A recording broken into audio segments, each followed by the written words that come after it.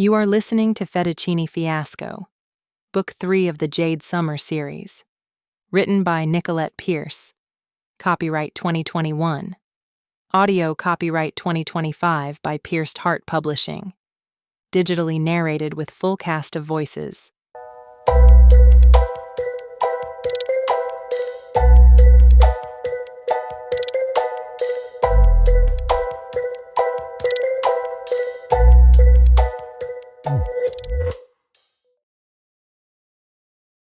Chapter 3. My heart pounded as I hurried over to Carlo so no one else had to deal with him. Are you here to dine? Or is there some other reason you're here? Carlo smoothed his crisp lapels before eyeing me. Why does it smell like a Mexican joint? It's taco pizza night. He grimaced. I thought this was supposed to be traditional Italian. We're trying a few things out. People love it. As you can see, we are busy. I can put you on the wait list for a table. Please say no. I don't wait for anything, he said as he stepped farther into the dining room. He saw a table that I had just cleaned and veered over to it with his entourage in tow. When they sat, he snapped his fingers. Menu!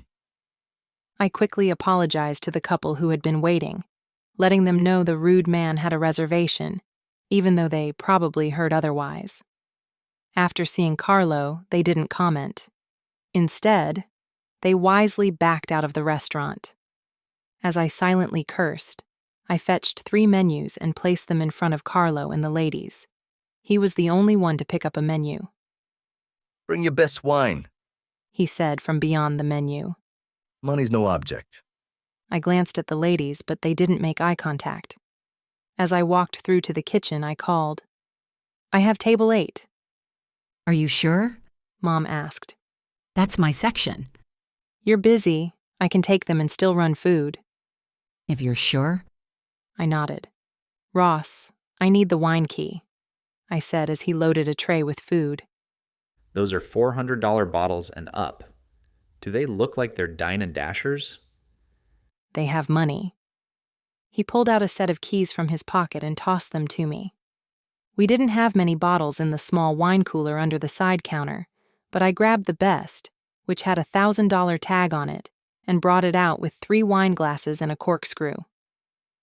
Holding the bottle label up, I let Carlo inspect it before I uncorked it. Decent enough vintage. I set the glasses on the table and then uncorked the bottle, pouring the wine into each glass. He swirled the glass and eyed it. A sniff and sip later, and he said, It will do. May I take your order now, or would you like a few minutes? I asked politely, even though I wanted to break the bottle over Carlo's head. A $1,000 bottle of wine will do. Fettuccini al salmone. He said, handing the menu back to me. And antipasto salads for the ladies. Got to keep the figures, am I right? When he chuckled, the ladies tepidly smiled. Keeping my expression neutral, I headed to the kitchen with the order. Can you take this to table 1? Ross asked as he put dishes onto a tray. Yeah, put in a salmon fettuccine and 2 salads in for me. I took the tray and carried it to the front, keeping watch on Carlo, but he only seemed to care about his nails as he inspected them. The girls remained poised and without expression. By the time I served table 1 and refilled their drinks, Uncle Sal walked in. Hey, Uncle Sal, I said, giving him a kiss on the cheek. Are you here for taco pizza? He shuddered, making the thick gold chains around his neck quiver. Absolutely not. I wanted to grab some lasagna, but you seem busy. Taco pizza, I grinned. He tisked and then paused as his gaze halted on Carlo. What's he doing here? Who? I asked innocently. Uncle Sal had connections with the company even though he said he didn't. But most of those connections were old. So, how did he know Carlo? Uncle Sal frowned. Never mind. Check if I can get 2 orders of lasagna to go. Don't put your aunt out if she's busy. Is the second order for Uncle Frank? He nodded. Then you've probably doomed yourself, but I'll go check. Thanks. As soon as I made my way to the kitchen, I glanced back through the swinging door window. Uncle Sal didn't waste any time heading over to Carlo. When Carlo saw Uncle Sal, he straightened and narrowed his eyes. On your left! Mom called as she came through with a tray. I stepped out of the way and lost visual. Aunt Dot, can I get 2 orders of lasagna to go? I called. At this rate, it will take an hour if they want to wait that long. It's for Uncle Sal. Aunt Dot grumbled something about Uncle Frank, but she added a few colorful, choice words in between. Give them one of the prepped pans. Tell them to cook it themselves. It's not like we're going to use all the lasagna tonight. Well, it would get Uncle Sal out faster. I pulled 1 pan of lasagna and covered it with plastic wrap. I then brought it out just as Carlo's face flamed red. I guess I wasn't fast enough. Obviously, something was going on between the 2 men. But what? Here you go, I said, stepping between them. I handed the pan to Uncle Sal. You'll have to cook it, so you better get going. With one arm occupied with a pan, his other arm wrapped around my shoulders and directed me to the front door. I'm going to wait across the street until he leaves. If he tries anything funny, yell. How do you know him? Let's just say I know a guy who knows a guy. Standard Uncle Sal answer. For someone who isn't involved in the company, you sure know a lot of them. His gaze narrowed. I never said he was from the company. How did you know? Silently scolding myself, I said, Look at him. How is he not from the company?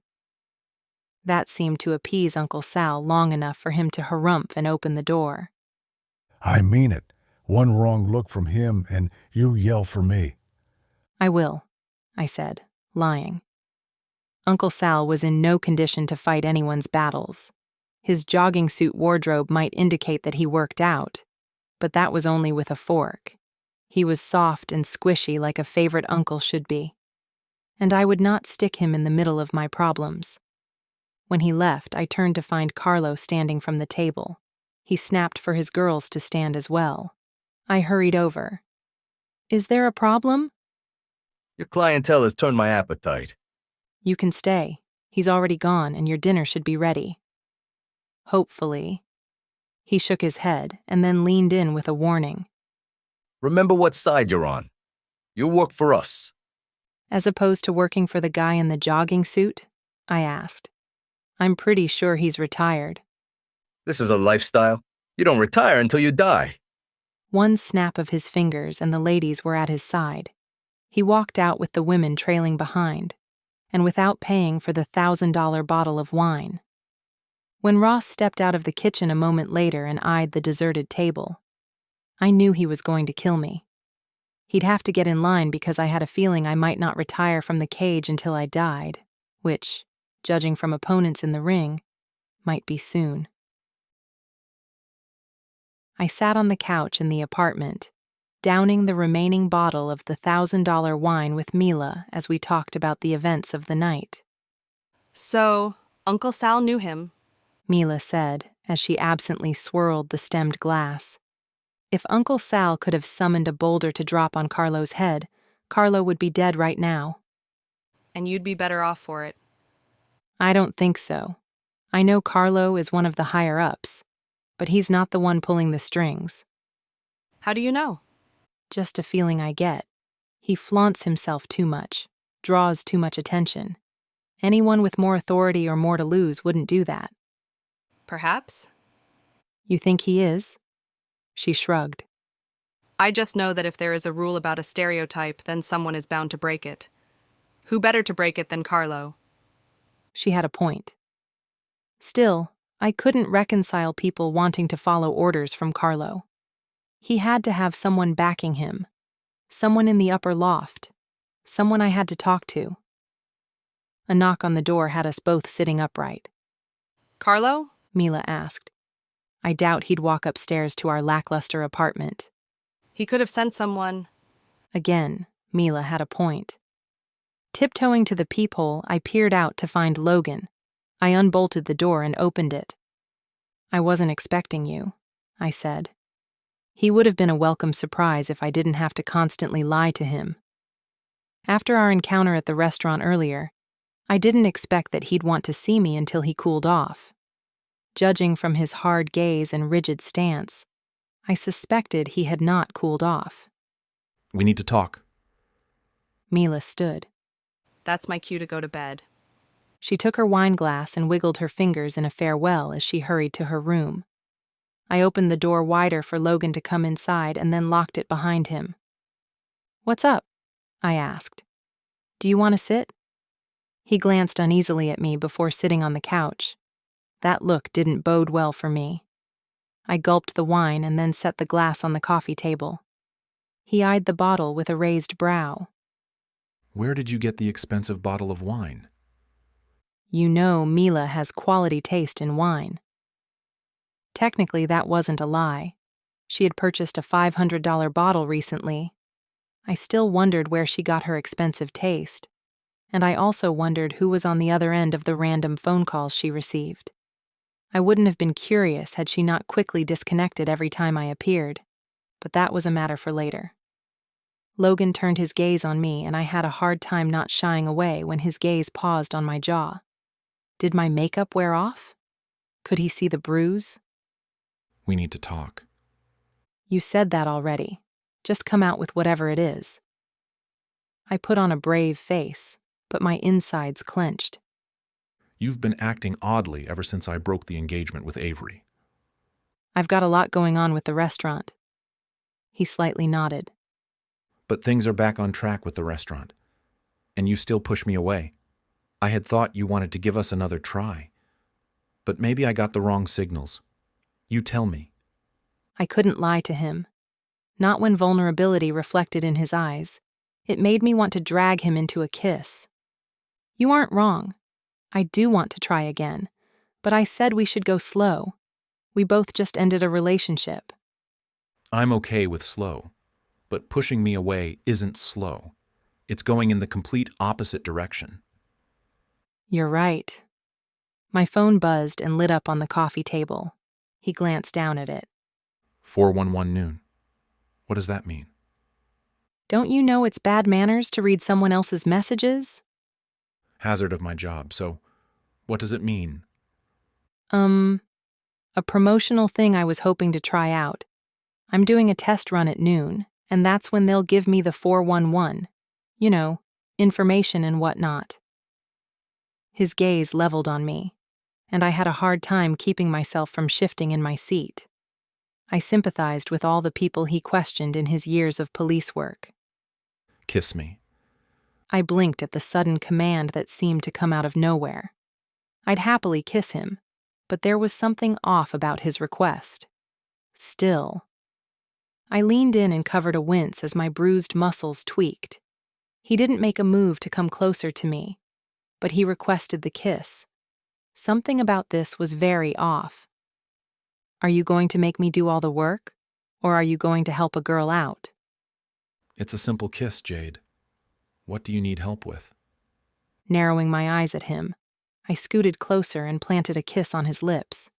He didn't move, didn't even return the kiss, just sat there. I leaned back to eye him. What game are you playing? I'm not playing any game. I'm wondering why every time you move, your breath catches. It doesn't. But had it? Yes, I was a little sensitive to movement. But that ass-whooping happened 2 days ago, and I was nearly back to normal. He raised a brow. It's my turn to ask what game you're playing. I'm just a little sore. From what? Working. I might have bought that when you first returned to the restaurant, but not now. Do you want to stick with that answer? Yes.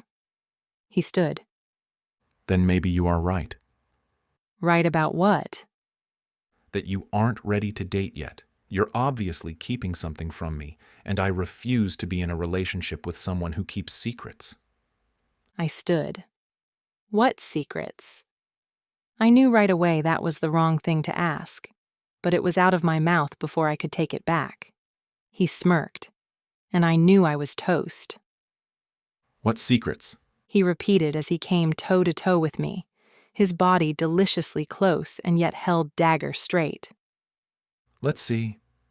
How about why you've been wearing more makeup? He reached up and grazed the back of his hand against my jaw, making me flinch. And why Ross would hand over a bottle of his precious wine to Mila? He has his customer-only rule on the wine cooler. He needed the money. Uh-huh. And how about when you move, your breath hitches? I already told you. And why do you want to take things slow when I can see in your eyes that you'd rather go fast? Slow has never been your speed, Jade. Before I could argue, he pulled me to him. He kissed me until I forgot why we were arguing and forgot about the lingering pain. He pressed one last kiss to my lips and then backed away. Your breath caught and your bottom lip is cracked. Want to tell me what the hell is going on now? I studied his stance.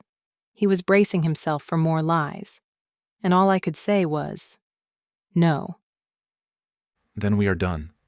Watching as he turned his back, I bit my lip, ignoring the pain as it split open again. He opened the door and walked out, not looking back. I wilted to the couch and grabbed the bottle. Alcohol wouldn't fix anything, but I paid for the stupid bottle with my winnings, and it kept my mouth occupied for a moment before I could do something stupid and call Logan to spill everything. But even though he was angry, and he probably thought the worst of me, he was safe. That was all that mattered. However, one thing was certain. I needed to find a way out from under the company, because when this was over, I was going to get Logan, and there would be no taking it slow.